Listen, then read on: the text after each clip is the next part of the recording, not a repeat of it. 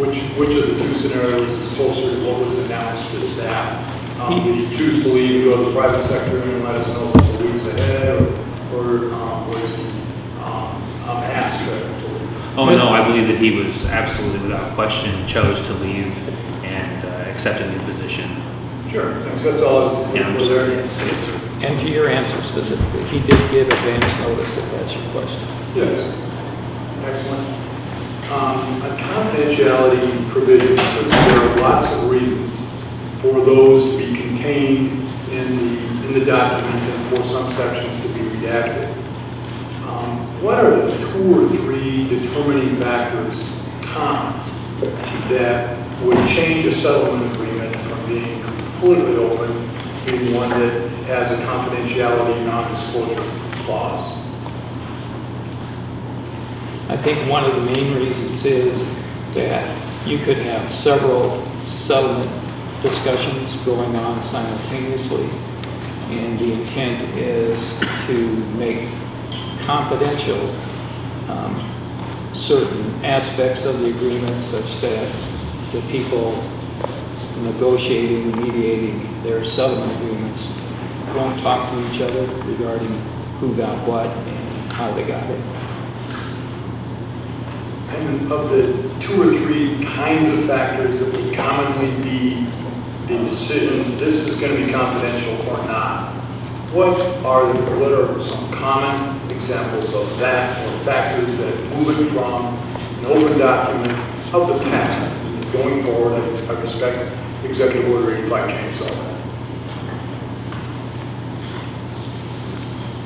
I can address just one aspect of it, which that would have to do with redacting. For instance, if somebody was terminated because of drug abuse, or they had a settlement and drug abuse was noted in there, typically that would be something that would be redacted. To tell you the truth, I can't speak to other things I'm just not that familiar with. My last question on this kind of notion is that simple one also. In the media today, I read about 400 examples. Well, let me move to exclusion status later. I have one more I want to ask. Excuse me, on confidentiality. In terms of the public interest in knowing the reason for confidentiality statements and settlement agreements. I witnessed in this room last Thursday Director Carroll giving frequent reference to the need for House File 2462. And I wanted to ask if either one of you had any comments regarding that.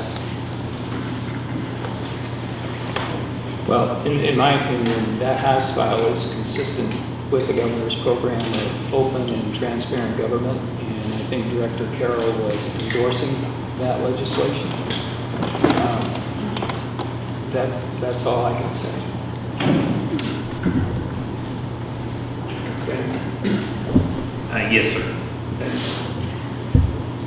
The exclusion list and the disqualification list, I understand it as a notation in the personnel record that there's a spreadsheet that has 975 or more employees on such a list or in such a database. I understand this from the media today. I was discussing that a moment ago, that there have been 400 persons added to that list in the administration of Governor Branstad. The same article lists 604 employees in the prior administration. That tells me that this spreadsheet, this practice has been going on for some time. Can you give us a little more of a timeline on how you understand this exclusion list or disqualification, designation or notation? How long has that been in practice?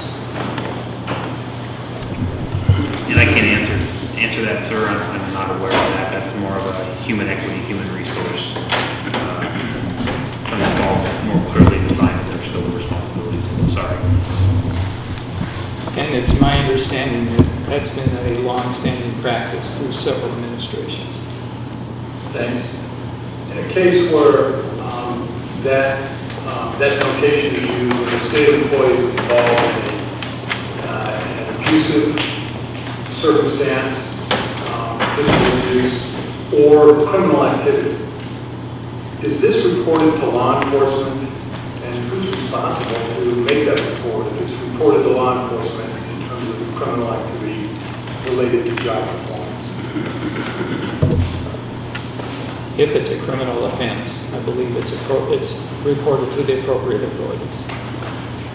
And then who would make that report to law enforcement? I don't have that answer.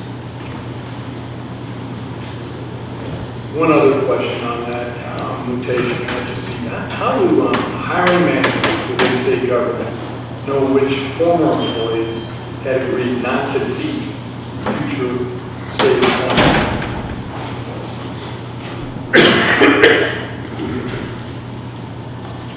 I don't have a response to that. Can you please repeat the question, sir?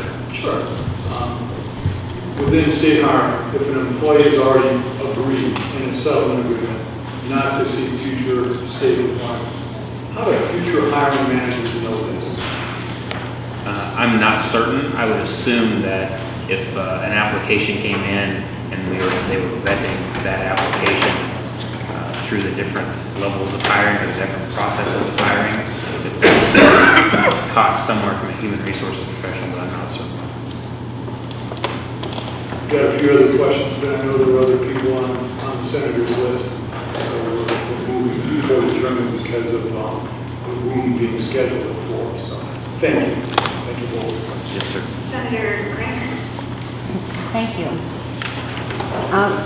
Can you give me an approximate date when this document was prepared?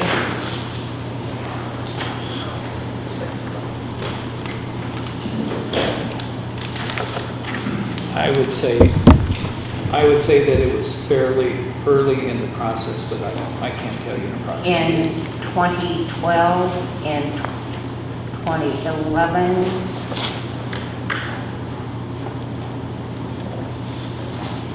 I don't have that. Okay. This is your handwriting.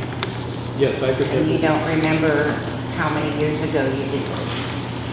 Well, as I indicated, it was early in the process, so. But when, can you give me a ballpark figure of when the process began?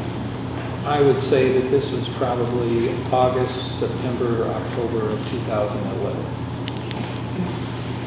And the reason I ask the question is because this, I believe, if I follow the conversations correctly, is an estimate of the savings that would be attained if the plan was, if there was follow through with the plan. Is that accurate? That's a correct statement. Thank you.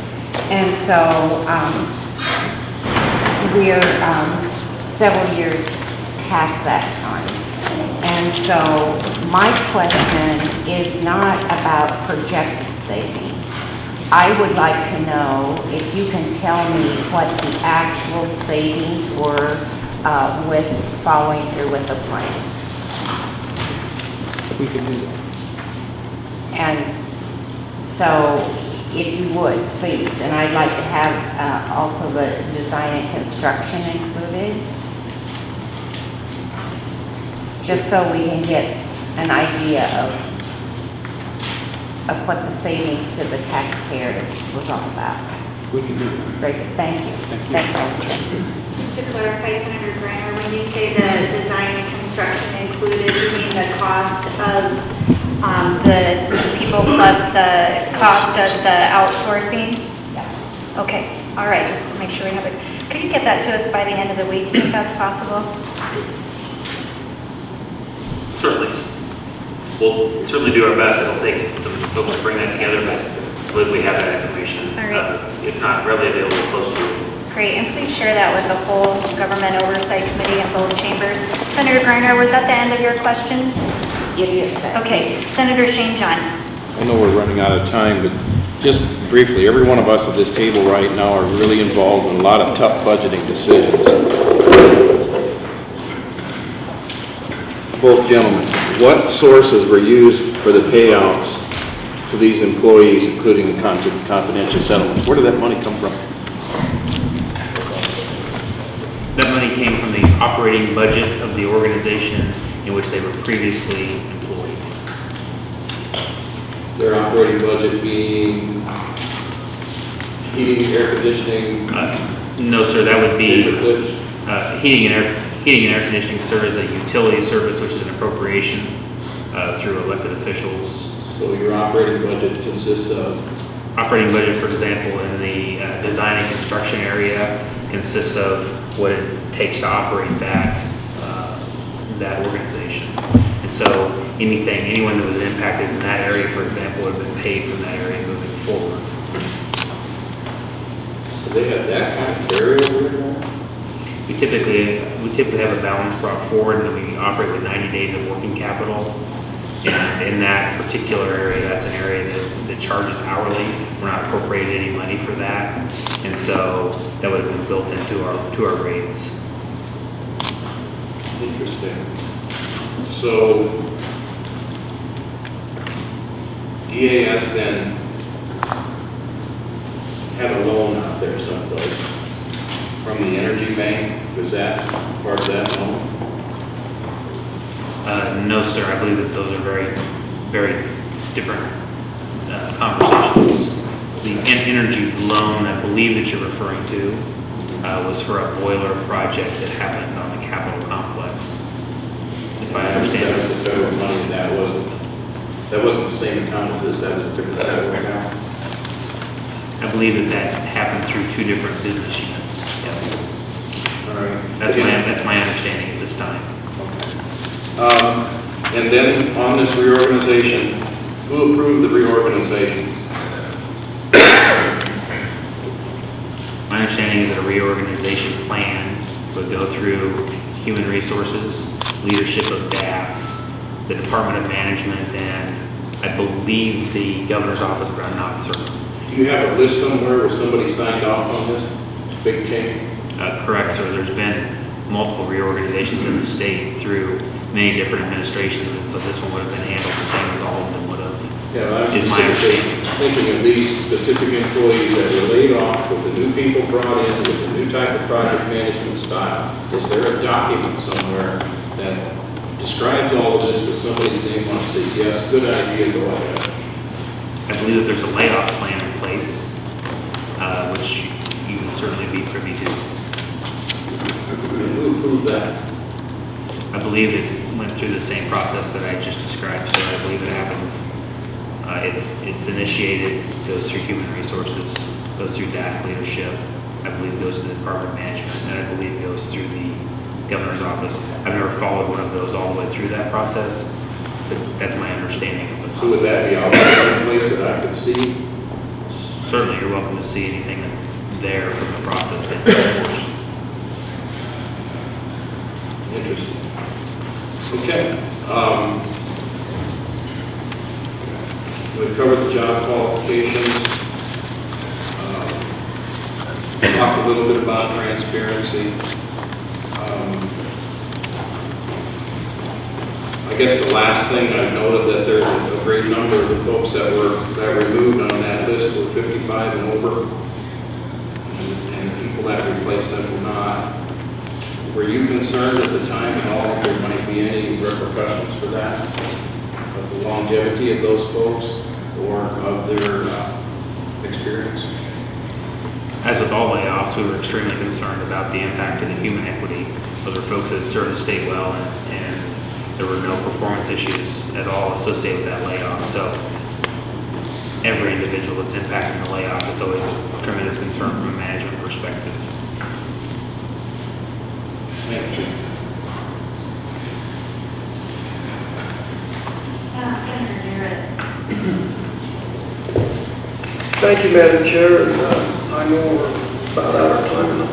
I'll try to be really brief here, but I'm trying to reconcile the information that we got